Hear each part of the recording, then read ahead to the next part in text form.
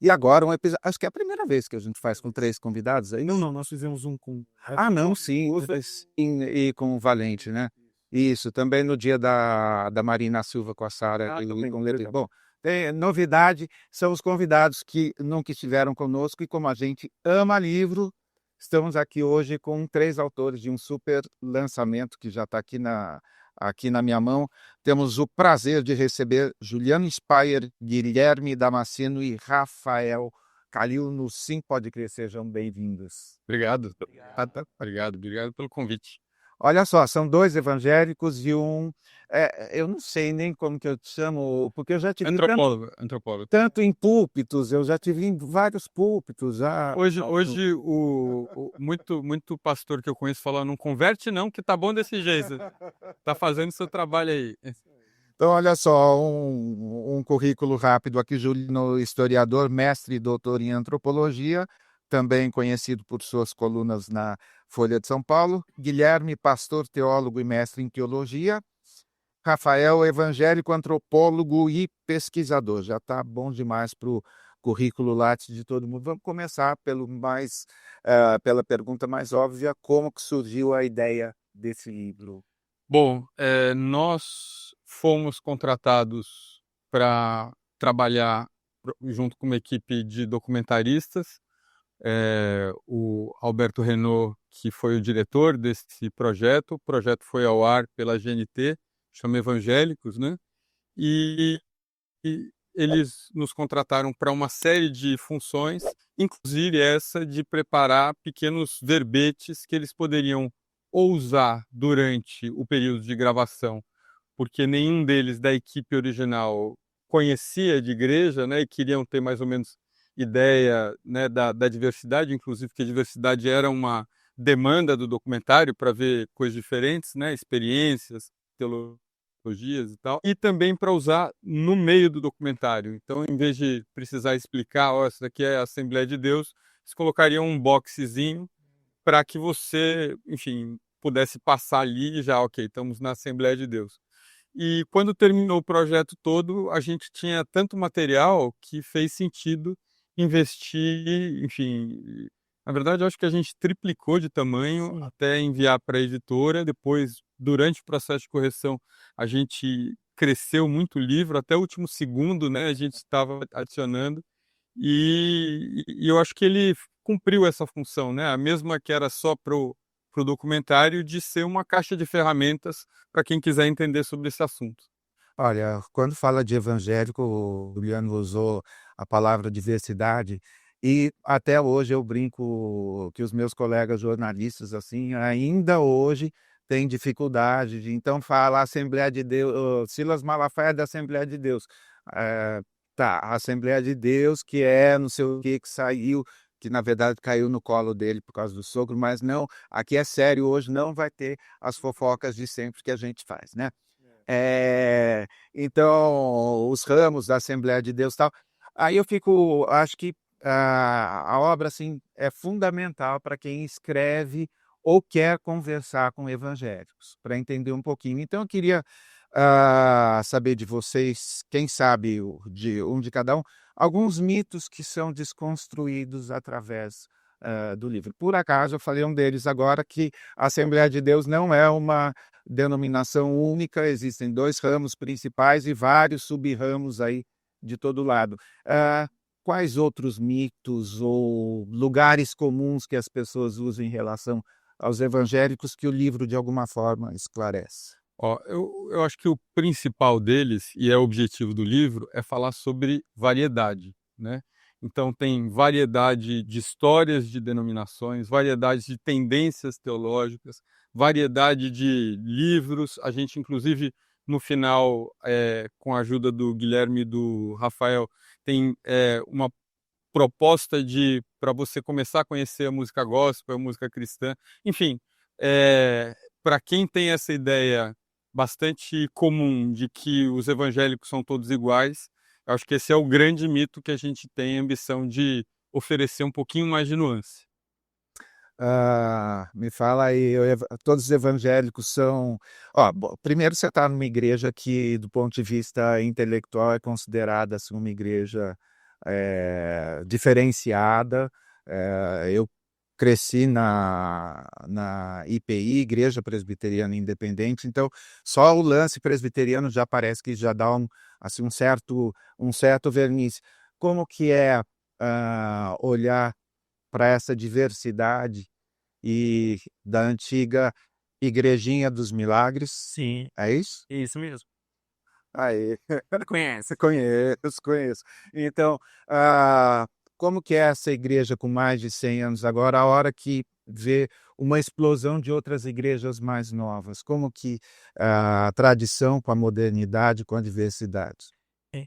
Acho que um paralelo muito apropriado para a diversidade evangélica é o próprio ser brasileiro. Nós estamos um país de dimensão continental, com muitas características e comportamentos regionais que se diferenciam, mas há uma alma brasileira que é comum. Então, essa alma evangélica comum, ela não implica numa uniformidade, nem de crenças, nem de comportamento, nem de culto. E nós vivemos também num contexto em que as próprias denominações têm que conviver com essa diversidade. Então, algo que eu conversei com o Rafa, com o Juliano, é o seguinte: quando eu, como crente, né, eu cresci no pentecostalismo, depois fui para uma igreja histórica, visito outras igrejas, eu também tenho que lidar com o desconhecido. Alguém que é de fora do campo evangélico tem que conhecer mais ainda, né? Dar mais alguns passos que a gente já está habituado. Por exemplo, você cresceu numa igreja que batiza por imersão, ou seja, afogamento, uma experiência. Você vai em outra igreja que é por aspersão, aí você já liga com os católicos, né? Como assim? Isso contraria a minha fé. Então a gente lida com o desconhecido também sendo evangélicos.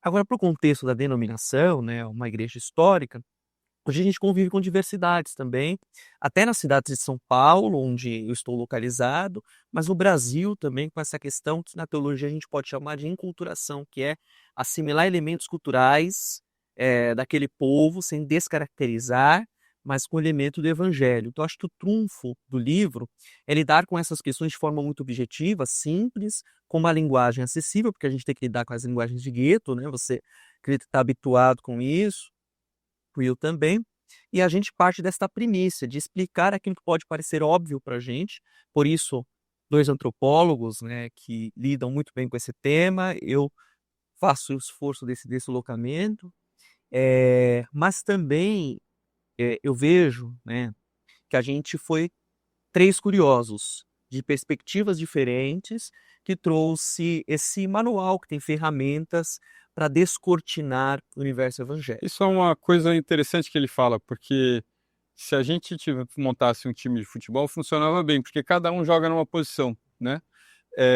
O Guilherme é atacante, né? Ou seja, ele é o cara da teologia, o Rafael é o meio de campo e eu sou antropólogo ali atrás, e a gente vai juntando esses saberes, por exemplo, então quando a gente trata de história das igrejas, é uma coisa que começa mais do meu trabalho como historiador e antropólogo.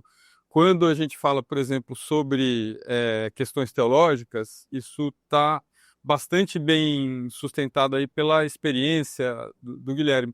E o Rafa é a pessoa que olha tudo de perto e de longe e vai fazendo essa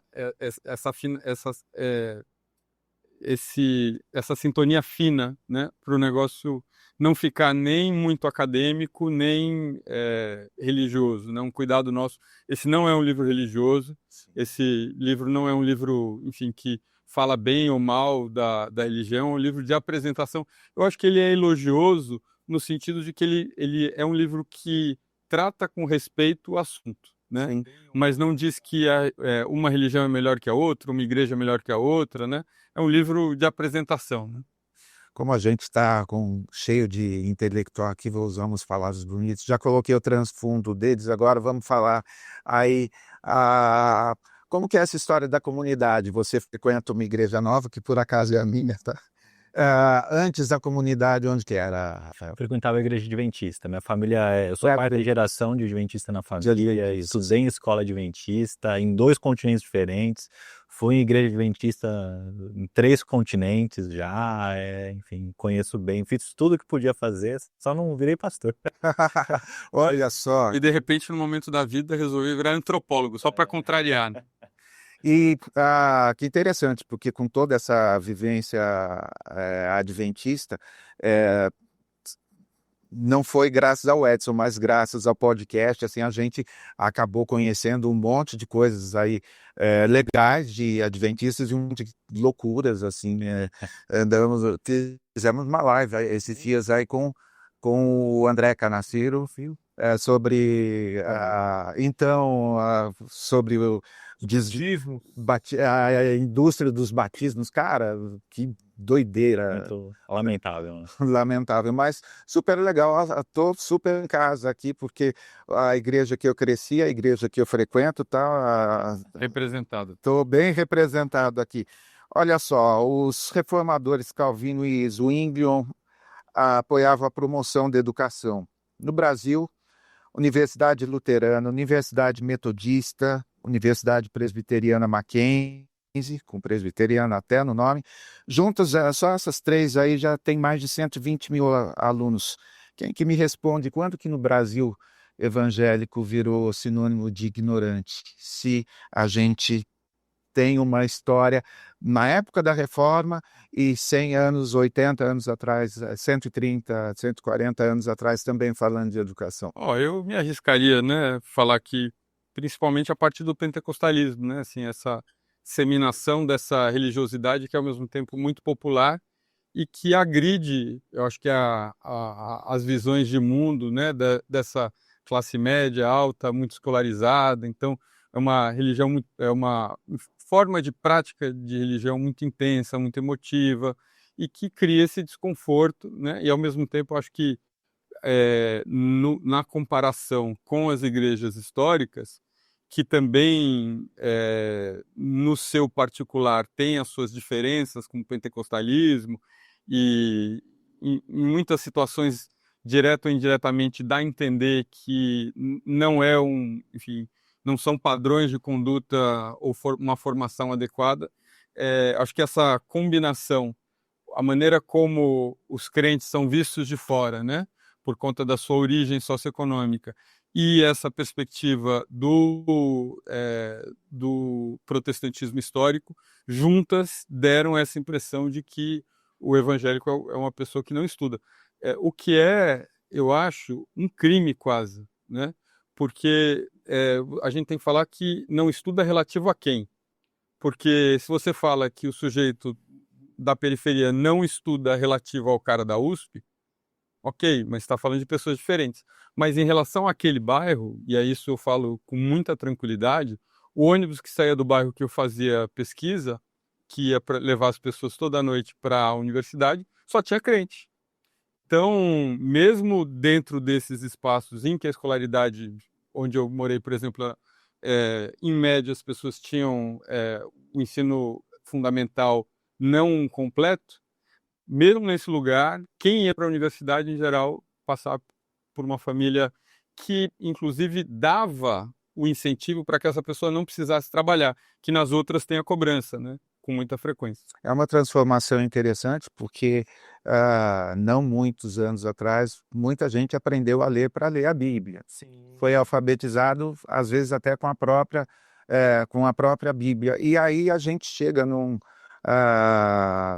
vou perguntar para você, Rafa, porque com uma vivência em muitos lugares, aí a gente chega ao paroxismo de ter pastores recomendando que os jovens evangélicos não devem ir para a universidade, porque lá eles vão se desviar. E, de fato, existem pesquisas que a hora que sai da bolha, enfim, mas como juntar...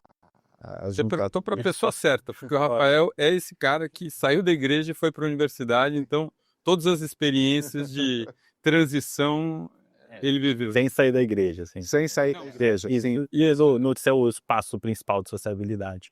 Eu brinco, assim, na terapia eu entendi que eu jogava Twister. Não sei se você já jogou, que é um pé aqui, outro ali, você fica todo ali com a terapia pode na sua igreja, porque tem um monte de gente que não pode tomar ansiolítico. O dia que o Ed falou de medicação, alguma coisa, passou 3 meses recebendo post de pastor tomando sertralina, somos todos sertralina, team.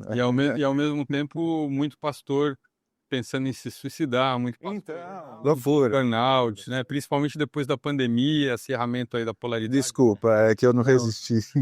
Sem problemas. Mas eu acho que isso se dá principalmente a carreiras de humanas, porque... E aí tem uma noção que eu considero errada, que vem das igrejas, que não, eles pregam ateísmo como se uma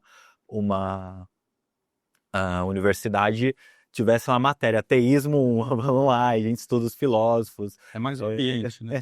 O ambiente é inegável, assim, a maioria não acredita em Deus, a maioria quando tem fé, é uma fé que não é evangélica, então isso é entendido como uma ameaça à continuidade da fé, à continuidade da tradição. Eu fiz trabalho de campo com muçulmanos, né? Eu pesquisei academicamente muçulmanos.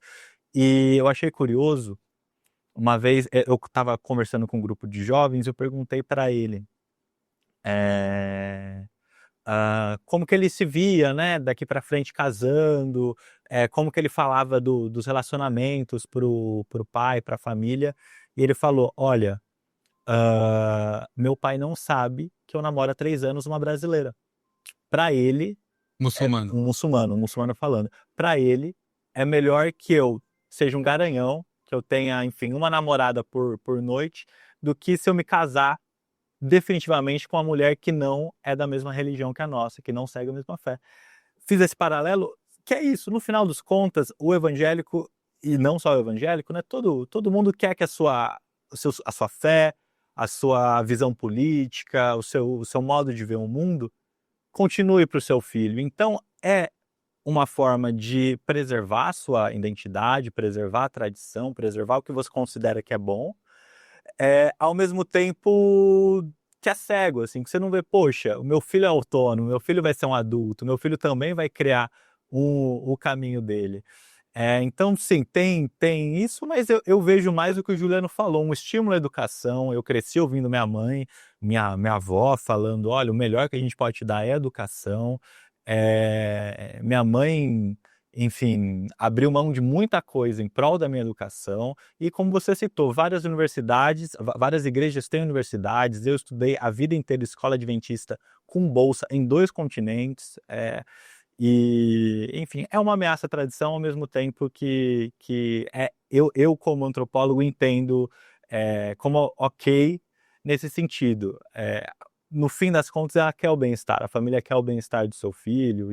E um abraço para a Dona Maria, que faz aniversário hoje. Hoje 70 anos. Parabéns. Ô, gente, me dizem uma coisa, vocês são pesquisadores e por muito tempo os evangélicos sempre foram uma minoria, uma religião de minorias. As coisas estão mudando. Eu queria saber se antropólogo também se desespera, se é possível ter esse sentimento no coração de antropólogo e também no coração de um pastor, ao ver o que está se tornando, que nós vamos começar inclusive a falar sobre isso daqui a pouco na nossa pauta, o que está se tornando os evangélicos para o país. Uma religião de maioria, um país, uma sociedade de maioria evangélica, e os evangélicos ocupando cada vez mais espaço de poder. O que há 20 anos atrás era inimaginável. Talvez a gente até visse, né, alguns projetos se manifestando ali, mais conta universal, etc. Mas do jeito e com a capilaridade que tem hoje, nós acho que não imaginávamos que tinha esse alcance. O que vocês têm a dizer? Eu tenho a dizer algumas coisas enquanto o Guilherme prepara aí qual que vai ser a resposta que ele vai dar, que a dele é mais delicada do que a minha pelo cargo, né? Primeiro, eu entendo que existe um certo preconceito em relação ao envolvimento político do crente. Acho que todo mundo tem direito de se envolver politicamente, né? Ou seja, independente do seu valor, da sua posição, eu acho, inclusive, que é bacana ter exemplos de pessoas que se importam, enfim, e trabalham e atuam tanto no ativismo social, que tem um elemento político, e no ativismo político também, né? Tendo pessoas interessantes e boas, por que não? O que, para mim, é um divisor ali é o uso desses ambientes sagrados para, de alguma forma, influenciar de uma maneira muito manipuladora a opinião e o valor e constranger pessoas, né? Então, quando você confunde ali o espaço da fé, o espaço do culto, com esse tipo de bênção, com esse tipo de vamos orar por, etc., eu sinto que muita gente cruza ali, percebe isso daí como um movimento errado, inclusive dentro das igrejas, né? Então, essa é a minha grande ressalva. Assim, eu não vejo problema no evangélico, nem pessoa com visão diferente da minha. Eu, como alguém que cresceu numa família sem religião e frequentou a FEFELESH, que é a Faculdade de Filosofia da Universidade de São Paulo, isso nunca foi uma questão na minha vida, né? O meu preconceito era com crente, não era com... Então, para mim, o envolvimento hoje está completamente tranquilo. Ou seja, vá e participe, a sociedade é nossa, a gente precisa negociar, precisa conversar. Agora, esse tipo de uso da fé muito complicado, ele traz consequências ruins para a igreja, né? Então, e daí vem um segundo ponto importante, né? Porque a gente acho que está muito acostumado, na sociedade em geral também, em tentar generalizar o evangelho como se todos eles tivessem esse tipo de Legal. visão, né? Eu acho que é parecido com a sociedade brasileira. Eu acho que tem uma parte radicalizada que nós sabemos com clareza que não está de um lado só, ou seja, a polarização acontece porque existem polos que não se enxergam, não se conhecem, não querem saber, né? Eu sinto isso com frequência porque eu escrevo no jornal que é muito mais progressista do que conservador, então eu vejo o tipo de comentário que existe no sentido contrário, né? A falta de tolerância no máximo, né? Então, além de não existir essa totalidade de radicais de direita, o que é uma ilusão, aliás, uma ilusão, inclusive, eu acho que incentivada por esse ambiente de polarização, eu sinto que esse envolvimento da igreja seria muito maior hoje se não houvesse, dentro das igrejas evangélicas, muita gente falando, olha, está errado usar dessa forma, entendeu? Eu sinto que a gente, em alguns momentos, pinta com traços muito fortes, talvez para, enfim, dentro desse momento de disputa, a gente de alguma forma, defender e fazer críticas que são totalmente justas e relevantes, né? O meu único problema é acirrar esse tipo de confronto, não dando visibilidade para o que existe no meio que está muito desconfortável em relação a isso. Tá gostando do conteúdo? Então se inscreve no canal e curta esse vídeo, assim o YouTube vai entregar para mais pessoas. Mais do que isso, você pode se tornar membro do canal, ter vários benefícios, ganhar um monte de livros super selecionados e assistir em primeira mão algumas das nossas gravações, incluindo as falhas de bônus, e não são poucas, viu? Fica com a gente. Aí, valeu, contamos com a sua ajuda, valeu! Guilherme, o livro apresenta a história de várias denominações e me ocorreu aqui uma coisa. Durante aí os últimos, sei lá, 2 ou 3 anos, tudo que acontece envolvendo evangélico, que ou a mídia ou alguém critica alguma coisa, assim, foi muito comum se atribuir isso ao segmento neopentecostal.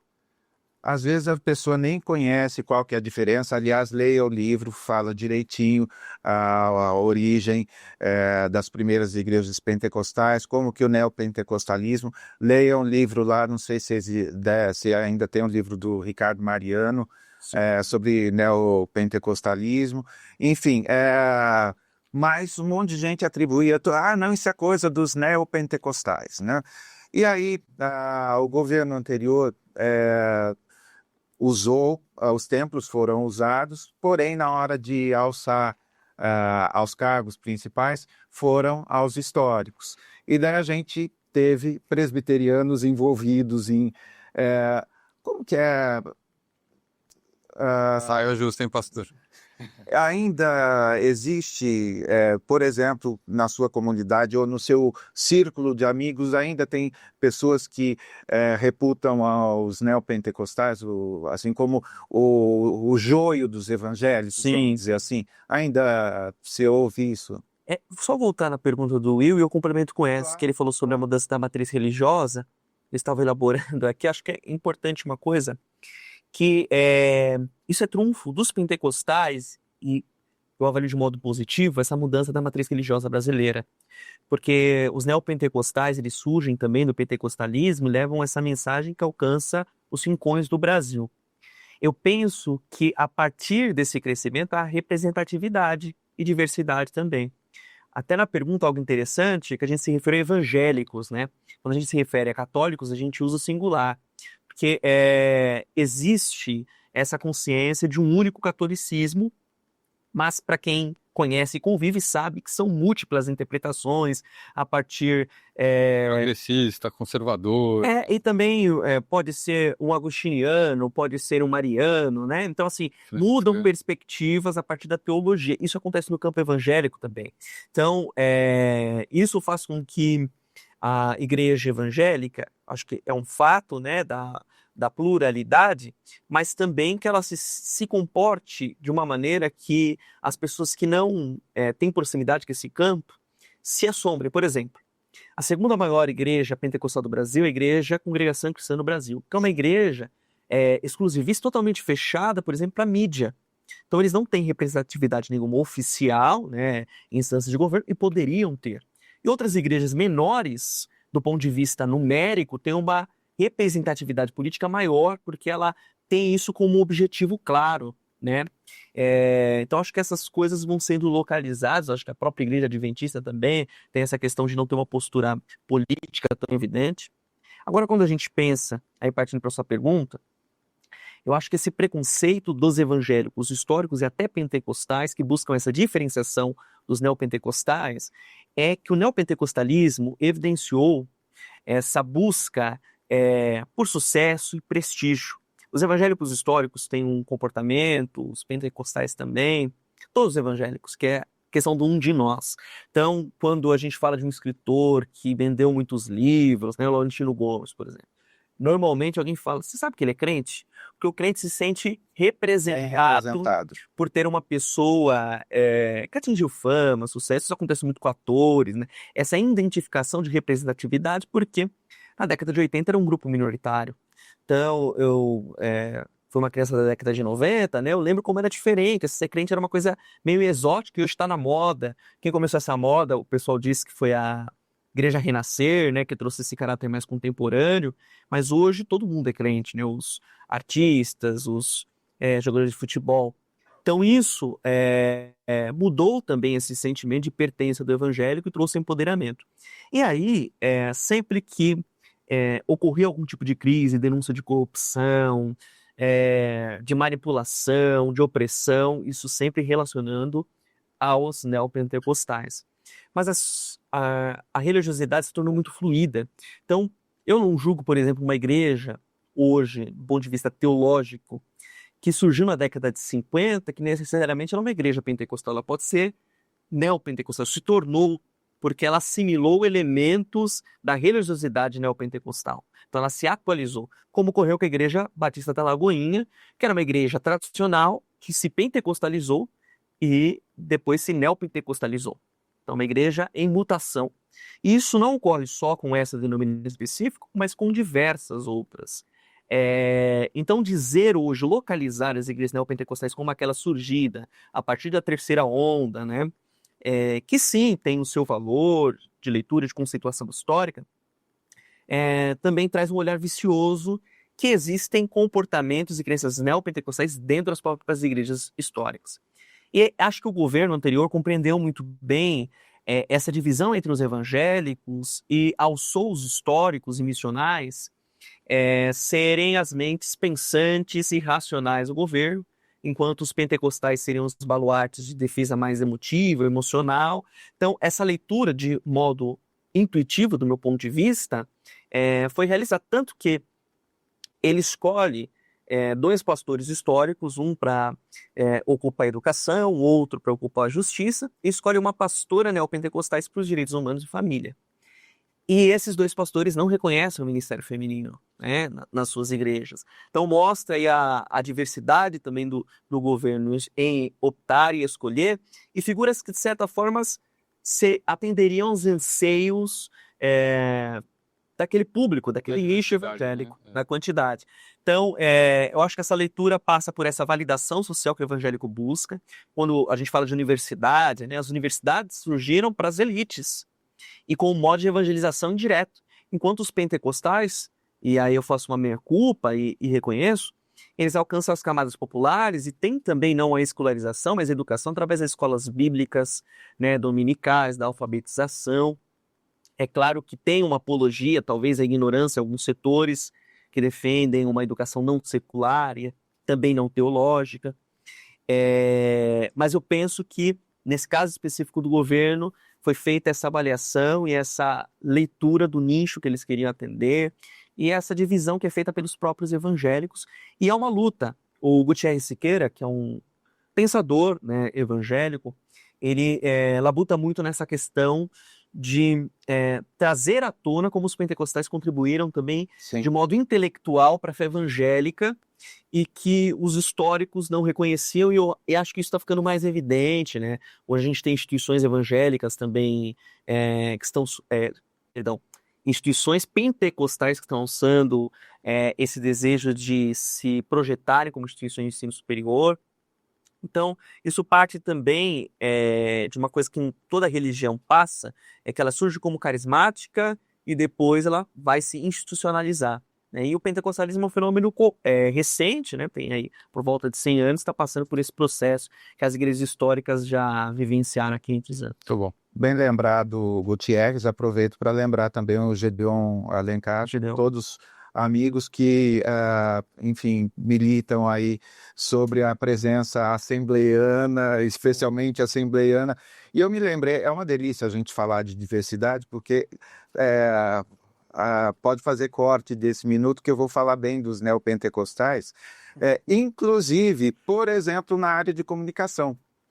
Porque foram os neopentecostais que, numa época em que os pentecostais não podiam assistir televisão, eles passaram a usar maciçamente rádio e começaram a usar televisão.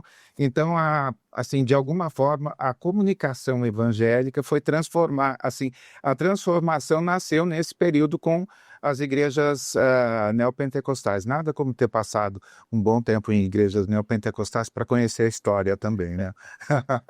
Juliano, a gente está vivendo um período assim que eu considero bem interessante, porque a gente fala dos evangélicos tal, e de política, e num artigo que num certo grupo aí me recomendaram, o artigo de um professor de antropologia, Rodrigo Tornel, não sei se você já ouviu falar alguma coisa, foi ele que recomendou tal texto. Na manifestação de Copacabana, os evangélicos estavam no carro No trio elétrico, né? No trio elétrico, e a mobilização ocorreu via grupos de WhatsApp católicos. Então, a voz estava aqui em cima, mas a mobilização, e com um detalhe, né? Os padres ou as pessoas não estão ao alcance das pedradas que os líderes evangélicos lá de cima estão. E tinha 47% de católicos e 31% de evangélicos. A hora que você olha assim, quais são as camadas dessa combinação que eu não tinha me dado conta, até aparecer o Frei Gilson, do tamanho da mobilização política via católicos. Óbvio que acompanhei durante o governo anterior, toda a movimentação na Canção Nova, enfim, alguns eu achei que era uma coisa mais localizada, mas não, assim, é um fenômeno de massa, assim. Frei Gilson é um fenômeno, assim, no mínimo, palavra. O Toniol recomendo muito. Ele hoje escreve semanalmente na Folha, né? Ele é um professor de antropologia da UFRJ, especialista em catolicismo, e que tem nos convidado a pensar sobre esse tema. Primeiro, né? O entendimento que se tem por conta do crescimento dos evangélicos, que os católicos não têm mais relevância. Sim. Então, primeira coisa que ele está falando, não tanto assim, né? Por exemplo, quando ele fala sobre o quanto esse tema todo o tema do golpe ele fala isso no artigo, né? Ou seja, quando houver um pastor evangélico que é citado dentro desse esquema todo, aí a gente pode dizer que o Brasil é predominantemente evangélico. Mas não tem, assim, quando você fala, principalmente no judiciário, ele diz, e no exército, a gente está falando de tradições católicas muito antigas, né? Da presença do catolicismo tanto nas Forças Armadas e também no judiciário, né? E esse enfim, existem aí alguns planos de contato. Eu acho que você está trazendo essa informação porque entendemos aí que existe um pequeno problema histórico entre católicos e evangélicos, né? Sim. E o que a gente vem observando aqui é muito mais motivos de aproximação que vem acontecendo, né? Principalmente, acho que apontando para um fenômeno novo de aglutinação desse campo cristão, que não é necessariamente evangélico ou católico, mas é católico evangélico, com vários desses nomes circulando e também servindo de referência independentemente da sua tradição. Por exemplo, o Frei Gilson, que foi muito discutido aí na semana passada, por conta do que ele falou sobre mulheres, etc. Ele é uma pessoa que, dentro da religiosidade popular brasileira, a pessoa pode ser evangélico e pode acompanhar o trabalho dele sem problemas. Tem muito, acho que, da opção que a pessoa tem pela igreja, não só pela simpatia que ela tem, mas pela disponibilidade do serviço. Então, está me fazendo bem, eu estou assistindo aquilo, né? Mas acho que o curioso, o importante, o relevante disso são essas duas ideias do Rodrigo. Primeiro, o catolicismo não está morto, ele está forte dentro das instituições e ele vem se fortalecendo dentro do movimento carismático por esses padres e freis, enfim, religiosos que usam muito bem a internet. Então, essa é a primeira coisa. E a segunda coisa para lembrar é como esses dois grupos vêm se buscando e juntando forças, inclusive, enfim, caminhando aí para uma aglutinação bastante nociva, né, para o governo atual, no sentido de que o governo se desinteressou por religião, não tem a mesma interlocução que teve historicamente, né, com a presença da Igreja Católica e talvez colhe os frutos, né, desse distanciamento. A minha próxima pergunta é justamente sobre isso, mas antes eu me lembrei agora de um pastor que se converteu ao catolicismo em Juiz de Fora e que ministra cursos. Era da IPB, Igreja Cristiana do Brasil. Isso, tinha bastante notoriedade. Exatamente. E ministra cursos para evangélicos que se tornaram católicos. Sim, né? Eu peguei isso no Clipping a semana passada, de uma mídia local. Então, ou seja, vamos rever aí, hoje é dia de Jacques Derrida aqui, vamos desconstruir um monte de coisa, porque esse movimento contrário, porque não, a católica todo ano perde não sei quanto para os evangélicos, também está havendo um contrafluxo, vamos dizer assim. Esse trânsito religioso, né, tão comum, né, no Brasil popular. Bem brasileiro. Bem brasileiro. Vamos para esse momento profético aí, para falar sobre talvez não, antes de falar de 2026, vamos falar de 2025 agora. Os evangélicos formam o grupo mais refratário ao governo. Para um pastor, para alguém que é evangélico, para alguém que convive com todo tipo de opinião na Folha e escrevendo e e conhece pessoas, só o nosso grupo lá já tem gente de todos os matizes. Onde que o governo poderia diminuir esse índice de rejeição e se aproximar dos evangélicos? O Lula diz que não quer fazer a mesma coisa que o governo anterior, mas aí não faz nada no lugar. Então aí está complicado. Então, qual seria um caminho? Na verdade, não é um caminho de conversão a partido, não, a gente está falando assim de rejeição. Enfim, você está entendendo. Olha, então, eu gosto muito de uma solução que o pastor Henrique Vieira, que acho que a pessoa com muita credibilidade para falar isso, porque ele está no extremo do progressismo entre evangélicos, né? Sim. E numa conversa que eu acompanhei, essa questão surgiu. Como é que esse grupo esquerda, progressista, etc., se aproxima desse evangélico tradicional da Assembleia de Deus de bairro, né?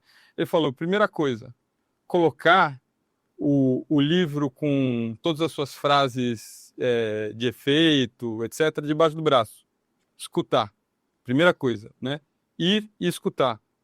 Para não ficar achando, porque a gente está tão distante, eu digo a gente, o meu mundo, né? Está tão distante disso que a gente imagina que, por exemplo, Malafaia, Feliciano e Edir Macedo sejam os grandes interlocutores do mundo evangélico. São pessoas importantes, mas quando a gente olha dentro, eles são pessoas que falam com nichos específicos, né? Eles não têm a relevância que talvez quem não é evangélico imagina que ele tenha, né?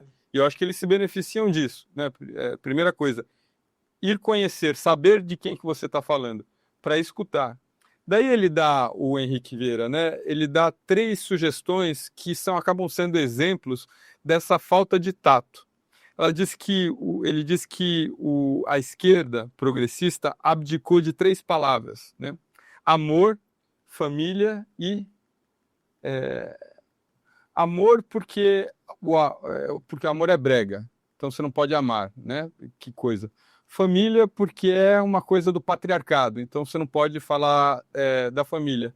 Amor, família, e tinha a terceira coisa que eu esqueci agora, que é isso, mostrando o quanto eu acho existe um contraste aí entre um interesse pragmático da esquerda de conversar e um desinteresse que se mostra em ações, né? E isso que eu acho que é trágico, né? É um entendimento do evangelho como se ele fosse idiota, né? Como se ele fosse culpado a princípio por ele pensar diferente.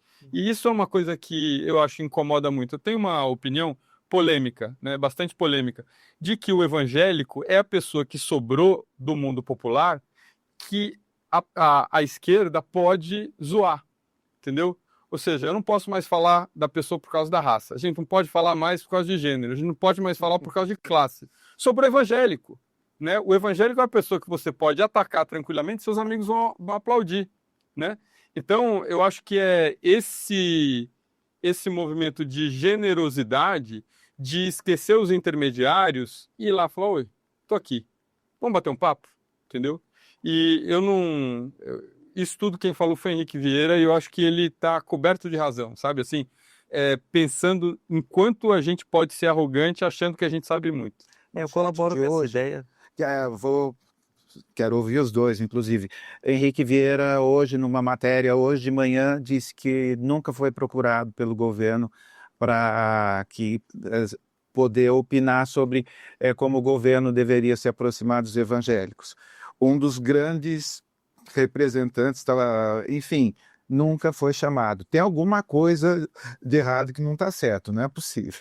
Eu colaboro com essa ideia do Juliano, e agora com essa informação de que a aproximação tem sido muito pragmática e prefeito eleitoral.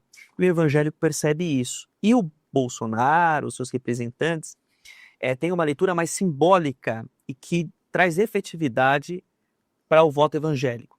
Um exemplo. Faleceu a Bispa Keila, esposa do Samuel Ferreira. Sim. Estava todo mundo lá, exceto um representante do governo federal. Então, foi o governador do estado de São Paulo, foi o ex-presidente da República. Aí a leitura pode ser assim, mas vamos instrumentalizar um rito, que é um rito tão precioso e sagrado da morte, para ter representação, mas isso era um desejo dos próprios evangélicos, Claro. né? E De reconhecimento. e reconhecimento da importância daquela figura. Isso não só ocorreu naquele momento, ocorre o tempo todo. E essa pergunta que eu faria para o governo, assim, quem são os interlocutores que podem auxiliar o governo a dialogar, ou esse diálogo só vai se iniciar em 2026? Então, talvez não vai trazer efetividade, porque esse espaço simbólico está sendo ocupado e não há uma busca por diálogo e aproximação.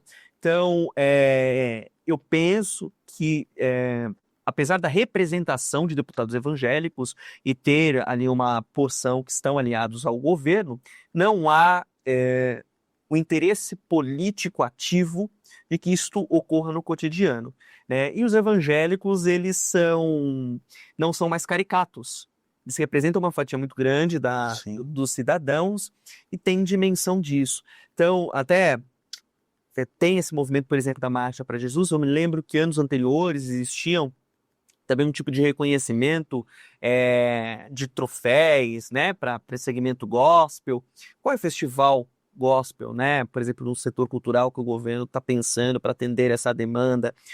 Eu acho que também pensar do ponto de vista econômico, da representatividade evangélica e trabalhar com a economia criativa. Existem muitas alternativas turísticas. No nosso livro a gente trabalha, por exemplo, locais evangélicos que as pessoas podem conhecer. Tem a rua, popularmente conhecida como Rua dos Crentes, né? Com dessas redes.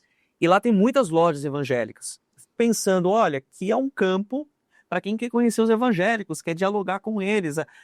E assim, é a Rua dos Crentes, mas não é ao mesmo tempo, porque não há nada simbólico ali. Então alguém com interesse político de dialogar com esse eleitor não poderia propor algo nesse sentido. Então acho que existe um campo vasto a ser explorado. É uma rua, inclusive, que merecia, inclusive, um pouco mais de prestígio, de iluminação, né? Ela é toda... Tem uma coisa muito interessante nessa rua, que a Deus é Amor nasce ali na Conselheira, tem uma Deus é Amor ali, né? E se você for no museu, por exemplo, aquele Tempo da Glória de Deus, a Deus é Amor, tem ali o histórico da rua justamente por isso. Então, assim, há um desconhecimento e uma ignorância também desses setores com relação aos crentes. Isso, a comunicação, quando tem, primeiro ela é desinteressada, então acho que é o último a ter uma reunião, a ser ouvido, a ser lembrado, e quando ela acontece, ela é mal informada. Vou ilustrar um exemplo de novo da minha experiência adventista. O adventista guarda o sábado, então no Enem a gente precisava, a prova era no mesmo final de semana, num sábado e domingo, a gente começava a prova depois das 6h30, 7 horas da noite.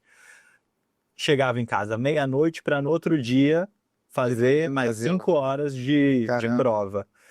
Sempre, desde que eu sou criança... E, enfim, minha mãe, quando fez faculdade, ela desistiu de faculdades por não poder fazer a prova em outro dia. Então, é uma pauta de gerações, foi uma pauta de gerações para conseguir a liberdade ou uma lei que possibilitasse a gente a fazer um concurso, a faltar em uma aula, fazer uma prova em um outro dia.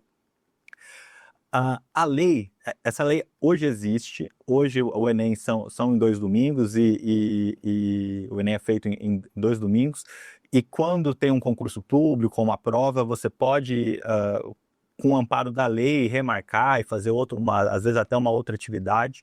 E de quem que é a autoria dessa lei? Da Maria do Rosário. Mas quem que sancionou? O Bolsonaro. Porque ele viu em 2 milhões de brasileiros, a gente está falando de 1% da população, mas são 2 milhões de brasileiros, tem uma oportunidade aí.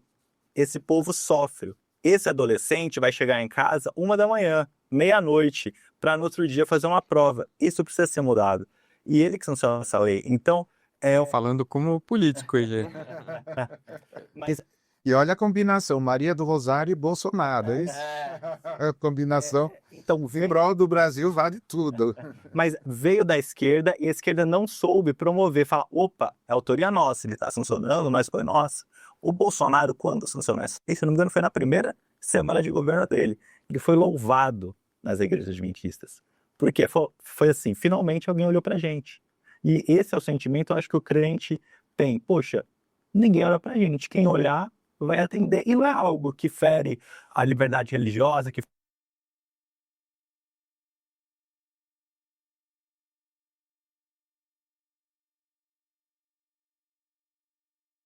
a sua liberdade de crença e poder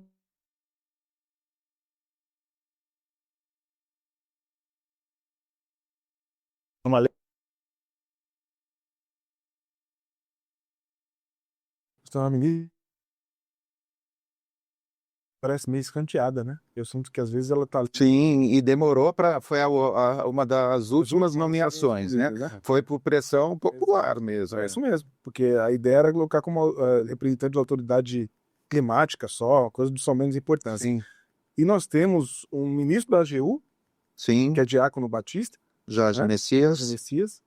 E nós temos um vice-presidente que tem muita interlocução com pentecostais, por causa de Pindamonhangaba, né? Quem conhece a história da Assembleia de Deus sabe A IBAD. a influência do cara do IBAD, né? Ou seja, tem recurso, né? Tem recurso, né? É. O que falta para chegar nesses quadros e não sei se talvez pareça que só dá para alcançar se for conversar com os espalhafatosos, sabe? Com os grandes líderes que... Olha, eu acho, assim, eu tenho um pouco de diálogo, de interlocução. Eu não... Para mim é muito simples, sabe? O meu processo foi um processo privilegiado. Eu passei 18 meses dentro de um bairro pobre no Brasil, que é uma coisa que ninguém faz, só antropólogo e missionário, né? Para fazer esse tipo de mudança, né? E demorou esse tempo todo para começar a enxergar, assim, desconstruir, para usar o termo, né? Todas as minhas resistências para eventualmente falar, pô, mas esse pessoal cuida melhor da família, violência doméstica associada ao álcool não tem, outras seguramente, estamos falando de Brasil, né? Sim. Uma promoção e uma defesa da educação diferente, não é ideal, nada é ideal, mas diferente, a ponto de ter um grupo muito substantivo de pessoas dessas igrejas que vão para a universidade. O quanto, e é uma coisa pouco falada ainda, mas muito importante, o quanto essas igrejas servem de alternativa para quem está no crime ou para quem está preso, para ter uma saída de volta para a sociedade que não seja sendo morto pela polícia ou pela própria organização criminosa. Ou seja, tem uma série de coisas interessantes acontecendo que podiam ser levadas em consideração. Só que é difícil, porque você acha que religião é uma besteira, entendeu? E você, ou uma besteira, ou seja, uma coisa que merece ser estudada como uma coisa primitiva, ou como uma coisa ruim e manipuladora. Então, sei lá, eu tenho uma impressão que isso é para ser tratado em psicólogo, sabe? Isso é um bloqueio de relacionamento, sabe? Porque a sensação que dá é que existe ali uma vontade, mas essa vontade é boicotada aí por você achar que as pessoas são menores do que você, de alguma forma. Eu sei que é cruel falar desse jeito, mas eu acho que é a forma simples de explicar, sabe? Você acabou de dizer, você tem o vice-presidente, você tem o ministro, você tem a ministra. O que eles estão falando, né? Essas pessoas estão dentro de grupos diferentes. O que está acontecendo, né? E isso, sem o clichê de sem generalizar, mas boa parte da esquerda tem um preconceito com evangélicos. Então, a gente mesmo, em alguns momentos, você percebe assim, mas já quer... é podcast de crente? Pá, aí já... o papo já fica mais complicado e às vezes acontece vindo de progressista. E a gente brinca que nós falamos com o Tiago hoje até, uma das características dos evangélicos é a divisão, é o divisionismo. Então, o Tiago fez uma piada ótima, que se juntar um grupo de... Você pode usar essa depois, Juliano. Se juntar os progressistas, eu falei, será que dá 2 combis? Ele falou, deve dar 2 combis, mas não faz evento, porque se tiver eles tiverem que discutir alguma coisa, não votam 2 juntos para casa. Porque, assim, nos detalhes, igualzinho aconteceu com as igrejas. Não concordo com esse versículo, abre outra igreja. Daí chega aqui, caminha junto. Discordei aqui, abre. Então, de alguma forma, isso não acontece no lado conservador.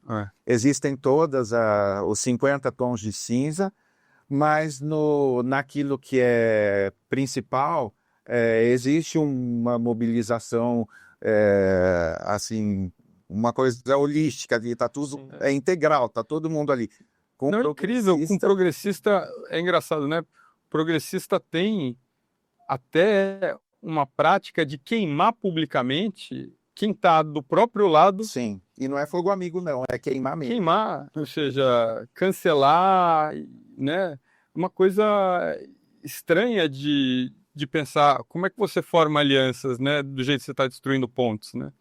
Acho que de alguma forma isso já fica para a gente pensar aí para 2026, porque você disse, vai chegar na hora, vão procurar todo mundo em julho do ano que vem.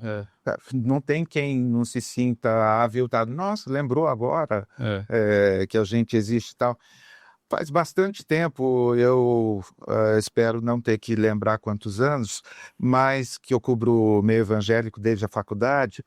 E todos os dias há um número grande de notícias envolvendo os crentes, e isso está na área política, está na área cultural, graças a Deus. Aliás, tem Câmara de Recife está discutindo essa semana sobre um dos dias do Réveillon ser só para música evangélica, assim como foi feito Copacabana, né? em Copacabana. Então, me parece que as prefeituras estão se articulando. Prefeitura de Recife, Recife, que é do João Campos. do João Campos. Então, aí eu acho que ele faz uma leitura melhor da sociedade, porque assim, a gente falou do É católico ele. católico, e mesmo sendo católico, acho que é positivo no sentido político.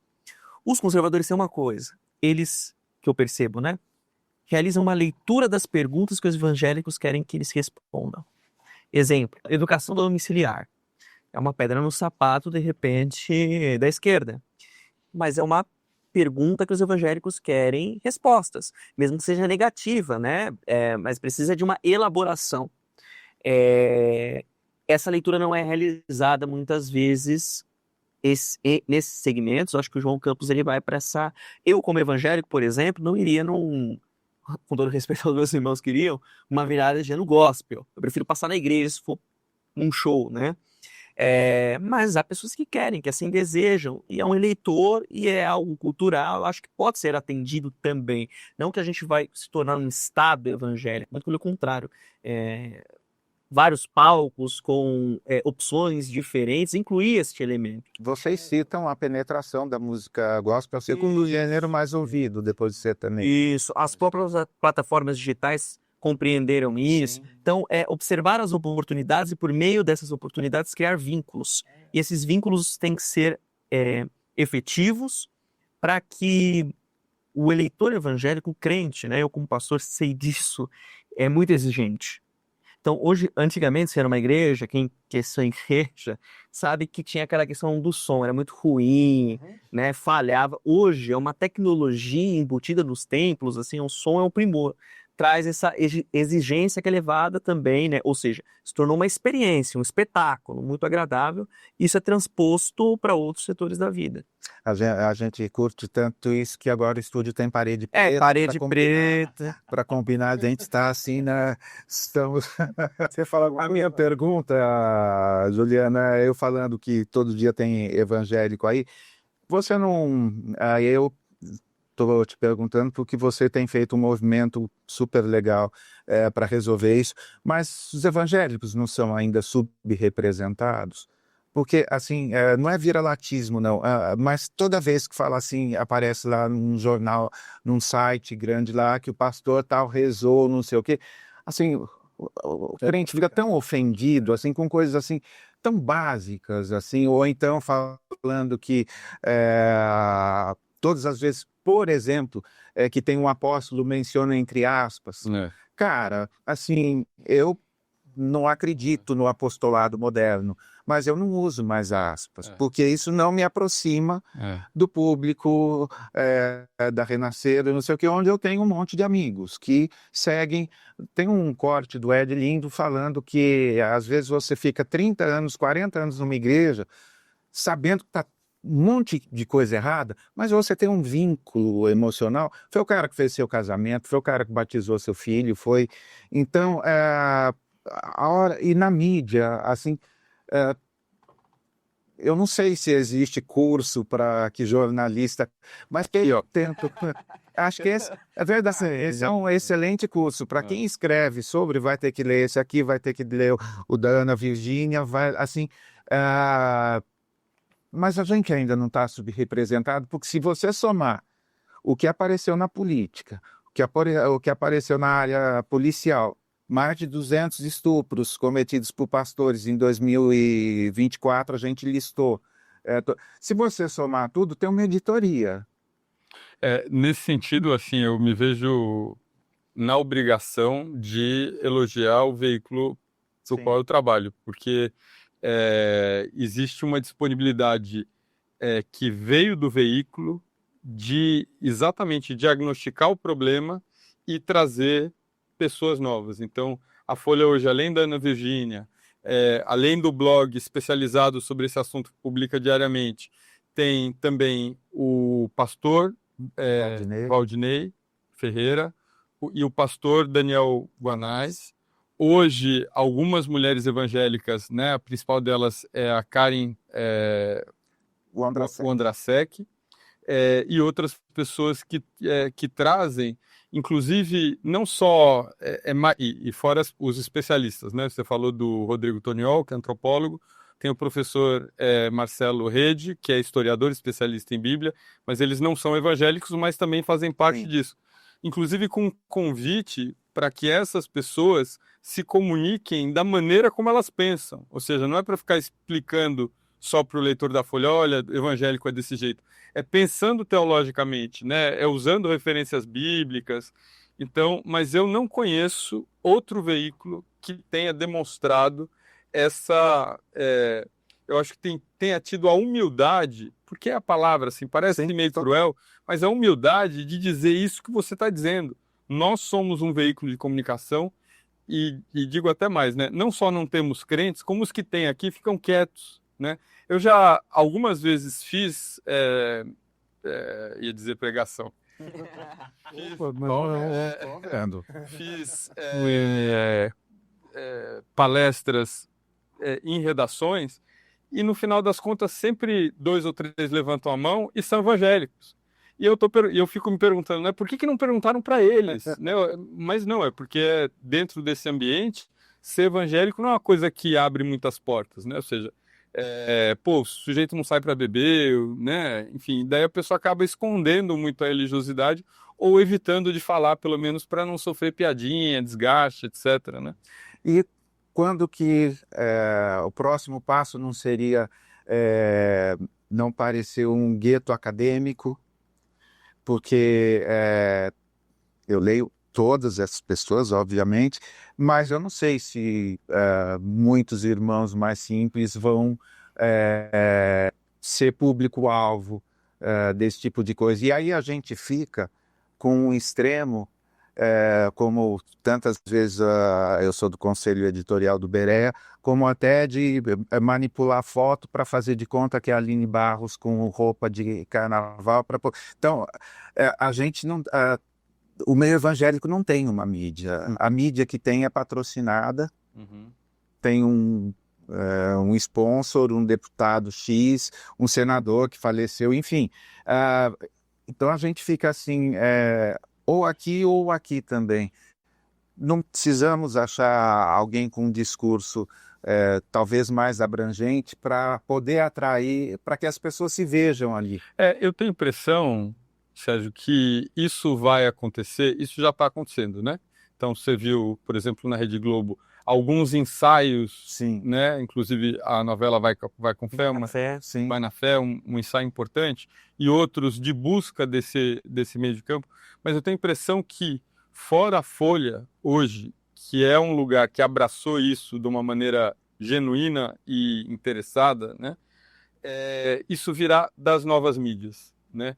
Então, a gente está falando, por exemplo, de programas que acontecem dentro dos estúdios de YouTube, como é esse caso, né? Sim. Dentro de espaços, por exemplo, o Canal Meio, que me convida com alguma frequência para falar ali, também uma forma alternativa de falar sobre notícia.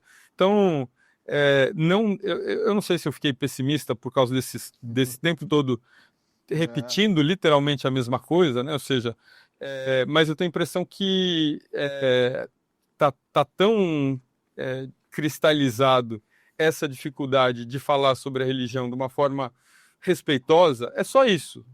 Minha única questão é, olha, ele não é menos inteligente do que você porque ele não leu os livros que você leu, entendeu? E ele sabe votar plenamente ou pelo menos é tão manipulado ou manipulável quanto você, eu acho, né? Guilherme falou sobre a CCB, falou sobre a questão do Brasil, né? Eu acredito que a maior revolução promovida nas últimas décadas na congregação cristã foi o surgimento da internet Sim. e a gente influenciadores da CCB. Exatamente. E Muito tem as embora transmissões online. eles proibiram agora que não pode ter vídeos, não pode ter transmissão, porém tá todo mundo lá tem os influenciadores, garotos de 14 anos de idade.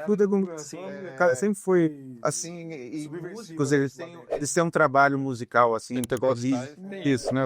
Mas obedecer o líder. novas mídias, eu acredito que novos formatos, eu acho que... E é muito do que você quer achar, do que você busca, né? Então, às vezes o jornal Hoje, o SPTV não vai estar falando do teu bairro, mas no Instagram você tem uma página do bairro que você sabe onde teve acidente, onde teve assalto, onde está em promoção. Então, você se informa ali e eu acho que as igrejas vão acabar meio que, e já tem, né, seus jornais próprios e mídias próprias e também influenciadores que vão se despertar para esse mercado e vão falar, ó, isso está acontecendo, esse evento gospel, teve essa notícia, que já tem, mas como você disse, muito patrocinado e enfim, com uma editoria muito... Acho que o nosso livro fura uma bolha também, porque a gente está nessa transição, o Juliano citou essa questão dos veículos, e o crente tem uma coisa que ele compra de crente. É algo parecido com a maçonaria. Então, o que acontece? Esse é nosso grupo aqui, é interessante. Maçonaria, não sei se é um assunto um presbiteriano independente. Acho complicando aí, viu, Guilherme? Mas a questão é que existe essa confraria entre os crentes, né? E no mercado editorial, por exemplo, os livros evangélicos vêm muito das editoras evangélicas. Nosso livro está tendo uma boa resposta, eu acho que está furando essa bolha por uma grande editora, maior do Brasil, a segunda maior do Brasil, que não é evangélica, e justamente a publicação tem vantagem nesse sentido, porque quer dialogar, não é um livro religioso, então quer dialogar com o brasileiro, sendo ele evangélico ou não. E acho que nessa transição, as organizações que não compreenderem isso, elas vão perder ou recursos ou tempo para se comunicarem com esse público. Então é uma forma também, eu acho que esse livro, de mostrar essa oportunidade que as pessoas têm de conhecer o Brasil também, né? Não, só ia dizer que eu acho que isso está acontecendo também, né? Eu fiquei sabendo, não sei se foi você que publicou, acho que foi o Marco Simas que falou sobre o quanto as editoras cristãs hoje evitam circular seus dados que são altos, né? Em relação à venda de livros, porque o mercado percebeu o potencial desse tipo de produto e está de olho nesses nomes importantes. Então, pelo menos no mercado literário, a gente tem o Café com Deus Pai, por exemplo, e outros devocionais na lista dos mais vendidos, que não são necessariamente, não pertencem a esse pool de editoras mais... Tom Nelson, Mundo Cristão. Isso, então eu acho que pelo menos no ambiente da literatura, isso está... Sou ex-profissional do segmento, fui 10 anos gerente de marketing, e isso aqui tem um segredo, que é a distribuição. Livraria evangélica, é muito complicado, porque elas são, sem nenhum menosprezo, mas assim, são mais bazares, não conseguem se abastecer com a velocidade, e aqui não, aqui chega em todos os lugares e por site, enfim. E muito legal, fiquei feliz que a Record entrou na área de cursos, né? Você sempre fala para eu entrar no Hotmart, então tá aqui, ó, o curso, acho que é a melhor publicidade, isso aqui é um curso sobre os evangélicos, assim, é mais do que uma leitura, você vai usar como fonte de consulta para ver a origem enfim, super legal, li em 2 dias leitura, e com detalhe, né?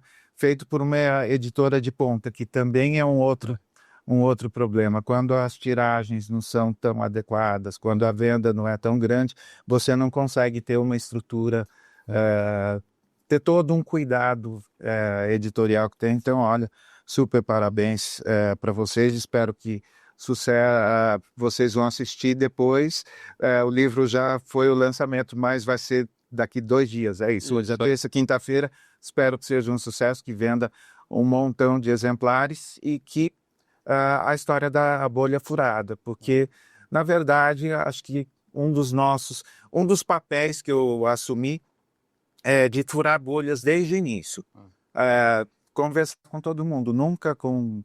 Então, se é para ir por todo mundo e para toda criatura, precisamos diminuir o número de bolhas. É isso aí. Não, eu acho bacana você ter falado isso, porque eu não vou dizer o nome do pastor, mas eu levei o livro para um pastor muito importante, muito conhecido, e ele teve a princípio, pô, mas que editora é essa? Daí ele começou a folhear, e falou, não, mas isso é muito legal, né? Porque o crente, eu acho que ele pode, de repente, que está dentro de uma tradição, olhar para o todo e falar, eu pertenço a essa família, né? Sim. Essa família começou aqui, se desenvolveu dessa forma, foi para esse lado, e é aqui que eu estou hoje, né?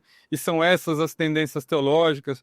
Tem uma coisa que a gente se esforçou para fazer, que é um roteiro turístico, né? Onde que estão esses lugares? O Estado de São Paulo fez, mas a gente não tinha para o Brasil, e a gente correu atrás para oferecer. Então, acho que no final das contas, inclusive o crente tem alguma coisa. É óbvio que ele acho que pode até virar uma sessão de jogos, né? Que você abre aleatoriamente uma página e pergunta alguma coisa e fala, por exemplo, aqui está escrito reteté, que é reteté? Né? É isso, gente. Obrigado. Sou eu regendo lá, né? É mais ou menos isso. Gostou da definição agora? Pentecostalizado. A comunidade. Gente, super obrigado, sucesso para vocês. Pode falar, Deus abençoe, não pode? Não, que seja um sucesso e que os muros continuem sendo derrubados, e a gente, um dos pilares do nosso podcast é a valorização do livro. Nós vamos ter um primeiro evento agora em São Paulo chamado Book Break. Em vez de Coffee Break, desligue o celular e leia um livro, copiando um evento que está acontecendo nos Estados Unidos, e a gente pretende fazer em vários lugares, porque livros não mudam o mundo, pessoas mudam o mundo e livros mudam pessoas. Mário Quintana. É isso? Muito obrigado, gente. Boa. Obrigado. Muito obrigado. Tá gostando do conteúdo? Então se inscreve no canal e curta esse vídeo, assim o YouTube vai entregar para mais pessoas. Mais do que isso, você pode se tornar membro do canal, ter vários benefícios, ganhar um monte de livros super selecionados e assistir em primeira mão algumas das nossas gravações, incluindo as falhas de bônus, e não são poucas, viu? Fica com a gente. Aí, valeu, contamos com a sua ajuda, valeu!